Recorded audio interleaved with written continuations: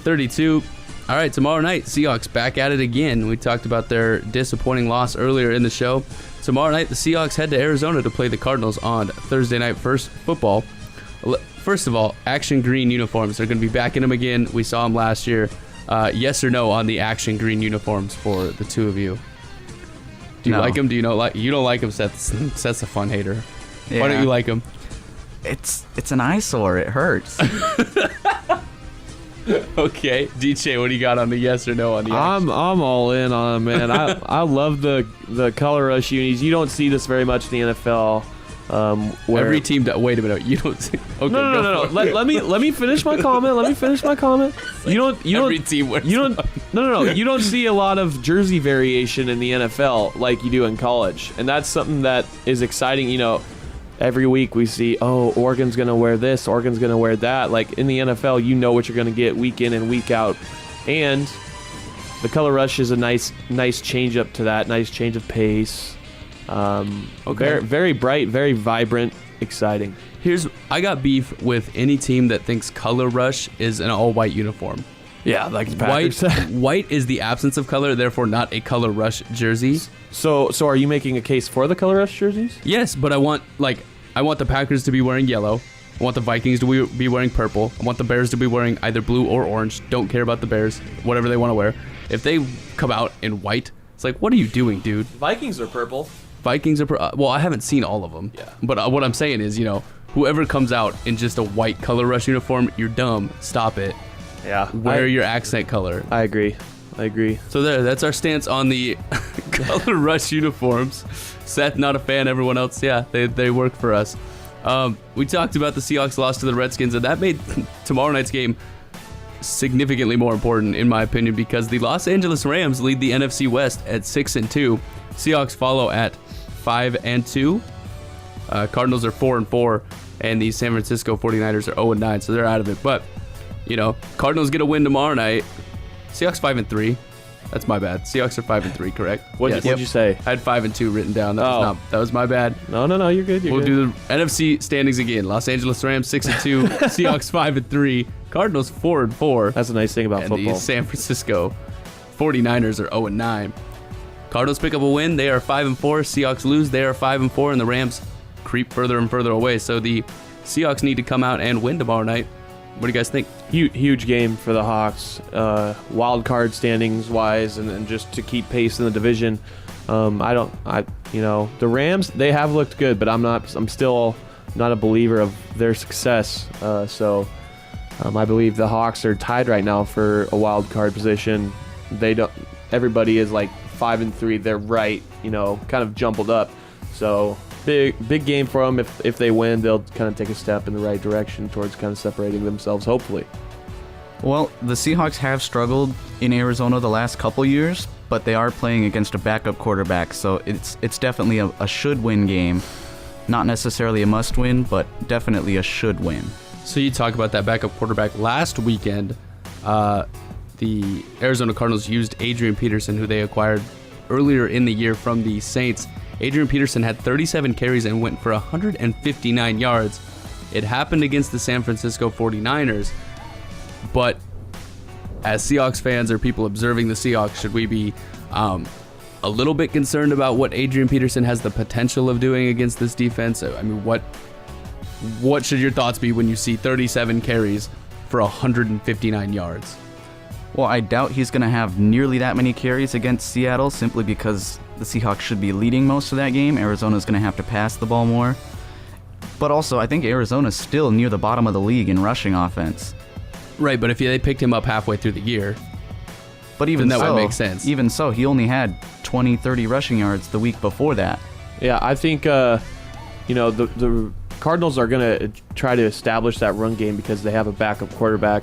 And if Adrian Peterson does, in fact, get up to that 30 carry, 150-yard plus range, the Hawks are in trouble. That is a bad sign in that game. So in order to, I guess one of my keys for the game is to stop Adrian Peterson because I think the Cardinals become very one-dimensional because of that backup quarterback. Yeah, and another factor of it is the short week, the really short week. going 37 carries on It's tough on the Sunday body, and man. then trying to play again on Thursday night. Like, I don't even want to work out 2 days in a row, and this dude's going to play two football games in 5 days in a row. I mean, that's like, that alone probably we shouldn't see nearly those type of numbers, and then add in that Seahawks defense and things like that. So it should be interesting to watch how this one plays out. Yeah. Talk a little bit about the Seahawks offense. I think that they were dormant, absent, any word you can say for non-existent. That's what they were against the Redskins, realistically. What do you need to see out of the Seahawks offense against the Arizona Cardinals? Just tomorrow night?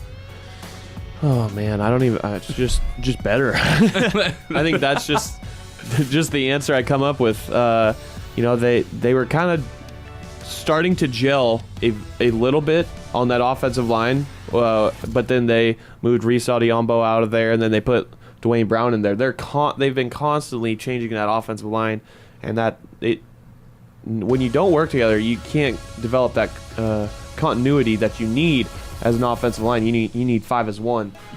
So I think another week just under their belt with Dwayne Brown at left tackle will help that case. Seth, what do you need to see out of the Seahawks offense tomorrow night, actually, against the Cardinals? Well, they need to finish their drives better. They get momentum going. They pick up a couple first downs, but then they tend to stall out near midfield and end up having to punt the ball. I'd like to see them get in the end zone a little more often rather than having to put Walsh in the situation where he's kicking 3 or 4 times a night. But I also want to see them run the ball better. Their leading rusher right now is Russell Wilson with just 271 yards. Their leading running back rusher is still Chris Carson, who's been on injured reserve for the last, 5-6 weeks now? Been out for like a month. A while. He's been gone for a while. I think something that might be a little overlooked from last weekend, the commentators were talking about how the Seahawks were going to try and get Eddie Lacy the ball, and it's something we saw a ton in the first quarter of that game until Lacy got hurt and left.